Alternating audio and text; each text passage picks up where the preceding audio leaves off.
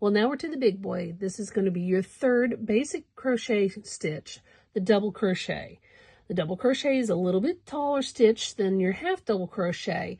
It also creates a softer, drapier fabric. You'll notice that your work grows a little bit faster with this stitch because you're using a longer stitch.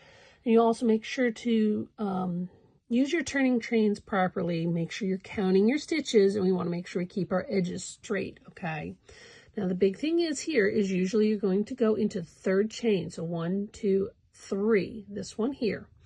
What you're going to do is, again, like the half double crochet, we're going to yarn over, and slip into that first stitch there, and we're going to pull through.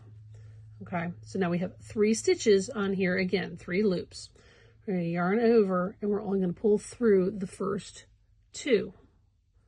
Okay, this is your initial. Now you got 2 on here, and now we're going to yarn over, and we're going to do 2 more. Okay, so now that is your double. It's like doing 2 singles almost on top of each other. So you're going to yarn over, go into your next stitch, yarn over, pull through. So we got 3 loops, yarn over, pull through 2, and then pull through 2 more.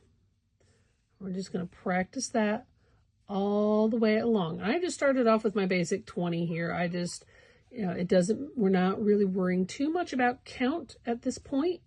We are just practicing our stitches. We're working on tension, making sure things stay not too tight, not too loose.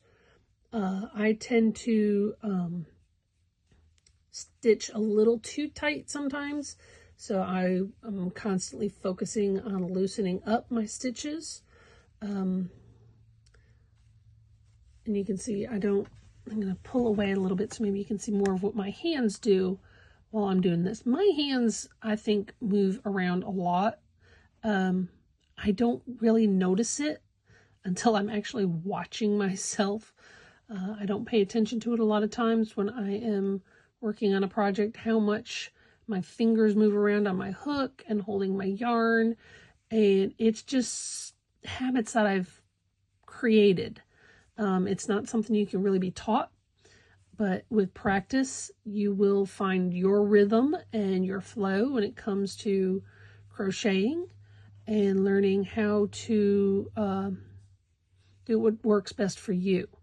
Like I've said before, you will create your own style. You're going to hold your hook how is comfortable for you. I am right-handed, and it's funny because when I knit, my mom says I knit left-handed, because apparently right-handed knitters hold their yarn on their right hand, not their left hand. And I guess that's why crochet came easy for me, is because most crocheters, when they're right-handed, hold their yarn with their left hand. But if you come from knitting to crochet, a lot of times that's very difficult because you're used to holding your yarn with the other hand, is what I got from her. Now, she's been knitting a lot longer than I have. Oop, I just slipped right out, wasn't paying attention. So that's one difference with crochet and knitting too, that I know of. Now, somebody else may know more than me on that. I don't know. I didn't really realize that there was a right hand or left hand when it came to knitting. I've never really paid attention. I know that there's continental and English, and I don't know. She said I do one of them, and I don't remember which one it is. But okay, so now we're at the end of our row. A lot of times, you'll read your patterns. Some patterns will tell you chain 2, some will say chain 3. When I do my own work, I tend to do a chain 2 because I find a chain 3 is almost too tall. But just read your patterns. We're going to do a chain 3 on this one. So 1, 2, and 3. We are going to consider this first chain as the first stitch in this practice. So we're going to go into this next stitch here. And a lot of times the chain 3 for a double crochet row will be counted as a stitch, unless you're doing the Mr. Crochet Along, and it does not count as a stitch because they want to do a stacked single crochet, but that's a whole nother thing. But always read your pattern and find out what the pattern itself says. The pattern rules all. Okay, so now we got our chain 3. We're going to yarn over. I'm going to go into that first or second stitch, yarn over, pull through 2, yarn over, pull through 2. And I know it'll look like it's kind of a gap, but it will function out. You'll see once we get this done up a little bit more. This yarn has got so much fuzz. I never noticed it until it's under the camera with the black background and the light shining right on it. All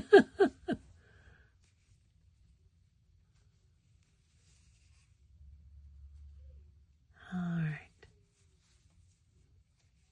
One thing you will notice with my videos, I don't do a lot of editing. I just want to be real. I want to be more of a natural classroom where you see my mistakes, you see my errors, you see my cat's hair on my yarn. And you just, I want to be approachable. I want you to ask me questions, even if you think it's a stupid question, because trust me, if you're thinking it, there's probably somebody else that's thinking it. So go ahead and ask. I do not, I won't be offended like, oh, you didn't understand my work. No, because what makes sense to me may not make sense to you.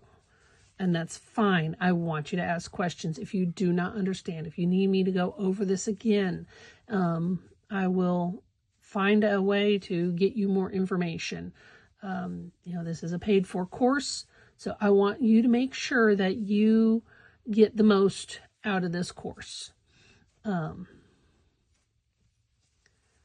We will figure it out from there. But for now, every, I think, Friday night, except for one Friday a month, is going to be part of the paid sessions, that if you want to come on and do coffee and crochet, and we'll just work on something together, whatever you feel like working on, bring something with you. And if you have any questions on your project, feel free to ask me. So I'm going to start planning those out. And this is your last stitch here. You see how we got this? And this one is always so much more difficult. I don't know why for me. Sometimes I just have to shove it through a spot and make a stitch happen on that chain. But you see, you want to make sure, again, that your ends are even and square. Next course or next lesson, we're going to be working on making sure that our rows are even, and if they're not even, how to fix it.